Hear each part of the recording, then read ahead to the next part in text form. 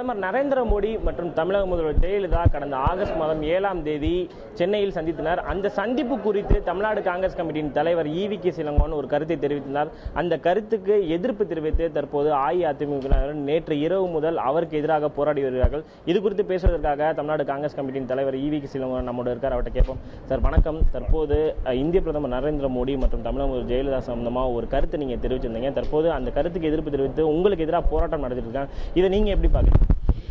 இதை ஒன்று உண்மையாகவே நான் சொன்னதை அவர்கள் புரிந்து கொண்டார்களா இல்லையா, இல்லை மதுவிலக்கு போராட்டம் தமிழகம் முழுவதும் நடந்து கொண்டு இருக்கின்றதே, அதை திசை திருப்ப வேண்டும் என்பதற்காக என்ன என்று தெரியல. நேற்றும் இன்றைக்கு இங்கே போராட்டங்கள் செய்திருக்கின்றார்கள். வரட்டும், என்னுடைய குடும்பவியை எரிக்கட்டும், அதை பற்றி எனக்கு கவலை இல்லை. ஏனென்றால் எனக்கு மேலே திருஷ்டி இருக்குன்னு நிறைய பேர் சொன்னாங்க. ஏதோ இப்படி குடும்பவி கொடுத்துலாவது அது கழிவுன்னு நினைக்கிறேன். பட் அதை விட்டு வன்முறையில் ஈடுபடுவார்களே, ஆனால் எங்களுக்கும் வன்முறை ஆயுதத்தை கையில் எடுக்க தோன்றும்.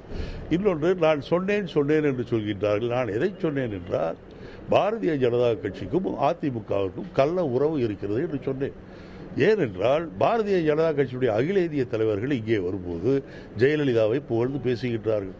ஆனால் அதே நேரத்தில் இங்கே இருக்கின்ற பாரதிய ஜனதா கட்சி ஒரு வேஷம் போடுகின்றது. ஜெயலலிதாவை விமர்சிப்பது போல, ஜெயலலிதாவுக்கு எதிர்ப்பை போல ஒரு இதை தான் இரட்டை வேடம் என்று சொன்னேன். இதைத்தான் நான் கள்ள உறவு என்று சொன்னேன். இதில் என்ன ஆட்சேபனை இருக்கிறது? எதற்காக அவர்கள் பதப்பதைப்பு அடைய வேண்டும்? அது 4 நாட்களுக்கு பின்பு இந்த வேகம் ஏன் வந்தது என்பதெல்லாம் எனக்கு தெரியவில்லை.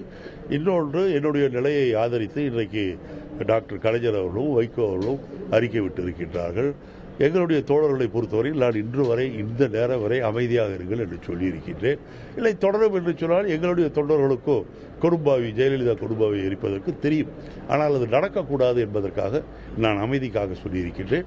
தமிழகம் முழுவதும் காங்கிரஸ் தோழர்கள் அமைதியாக இருக்கிறார். இன்று நீங்க அந்த பாரதிய ஜனதா கட்சிக்கும் அதிமுகவுக்கும் உரிய அந்த ஒரு கருத்தை தெரிவிக்கிறீங்க. ஆனால் ஆகஸ்ட் 14ஆம் தேதி, அதாவது மதுக்கு எதிரான உங்களுடைய போராட்டம் நடைபெறும் போது சேப்பாக்கத்தில் வைத்து நீங்க ஒரு கருத்தை தெரிவிச்சீங்க. அதாவது பெயரை குறிப்பிட்டு பிரதமர் நரேந்திர மோடியும் ஜெயலலிதாவையும் குறிப்பிட்டு ஒரு கருத்தை தெரிவிச்சீங்க. அந்த கருத்தை நீங்க இப்ப பின்வாங்குறீங்களா? இல்ல அதுல நான் சொன்னதை பின்வாங்கவே மாட்டேன். நான் சொன்னது கள்ள தொடர்பு இருக்கின்றது, கள்ள உறவு இருக்கின்றது என்று சொன்னேன். நான் எதை சொன்னேன் என்றால், அவர்கள் வருகின்ற தேர்தலில் போட்டியிடும் போது பாரதிய ஜனதா கட்சியை தன்னுடைய கூட்டணியில் ஜெயலலிதா சேர்த்துக் கொள்வார். அதற்காக தான் பேச்சுவார்த்தை நடந்தது. அதைத்தான் நான் சொன்னேனே தவிர வேறு எந்த பாரதியை கொச்சையாக சொல்ல வேண்டும் என்பதற்காக அல்ல.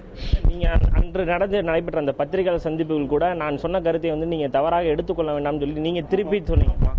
நான் சொன்னேன், ஒருவேளை சில பேருக்கு தமாஷாக சொல்வது அல்லது சர்க்காஸ்டிக்காக சொல்வது புரியவில்லை என்றால் அதற்காக தவறாக எழுதி கொள்ளாதீர்கள். இந்திய பிரதமர் நரேந்திர மோடியும் தமிழக முதல்வர் ஜெயலலிதாவும் அரசு பதவியில், உயர் பதவியில் இருப்பவங்க, அவங்கள குறிப்பிட்டு இந்த வார்த்தைகளை சொல்றது தவறா உங்களுக்கு தெரியல? நீங்கள் தமிழக அரசு இந்திய அரசியலில் எல்லாருக்கும் ஜனநாயக உரிமை உண்டு.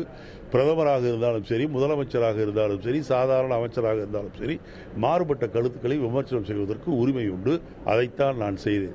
அதை அவர்கள் கொச்சையாக புரிந்து கொண்டார்கள் என்றால் அதற்கு நான் பொறுப்பல்ல. நான் பேசியது குறித்து நான் மன்னிப்பு கேட்க போகிறேன். இப்ப அதிமுகவினர் உங்களுக்கு எதிராக போராடிட்டு வராங்க. அதே போல காங்கிரஸ் தொண்டர்களும் இன்று காலை கூட உங்களுடைய வீட்டு அருகிலே அவங்களுக்கு எதிராக ஒரு போராட்டம் நடத்துறாங்க. இதை நீங்க எப்படி பாக்குறீங்க? இல்லை, காங்கிரஸ்காரர்களை பொறுத்தவரையில் ஜனநாயக ரீதியில் எந்த போராட்டம் வந்தாலும் நாங்கள் அதை சந்திக்க தயாராக இருக்கின்றோம். ஏனென்றால் ஜனநாயக முறையில் போராடுவதற்கு எல்லா கட்சிகளுக்கும் உரிமை உண்டு.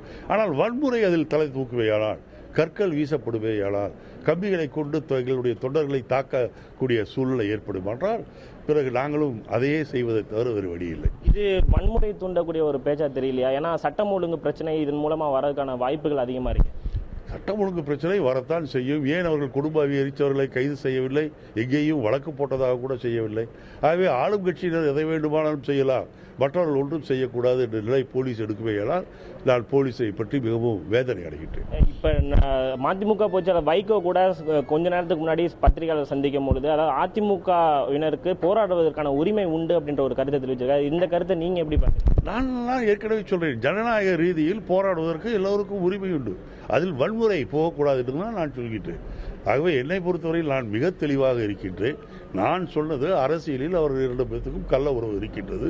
வருகின்ற 2016 அவர்கள் தேர்தலை ஒன்றாக இருந்து சந்திப்பார்கள். அப்படி நாங்கள் செய்ய மாட்டோம், நாங்கள் கூட்டணி சேர மாட்டோம் என்று தமிழிசை இப்போது அறிவிக்கிட்டோம்.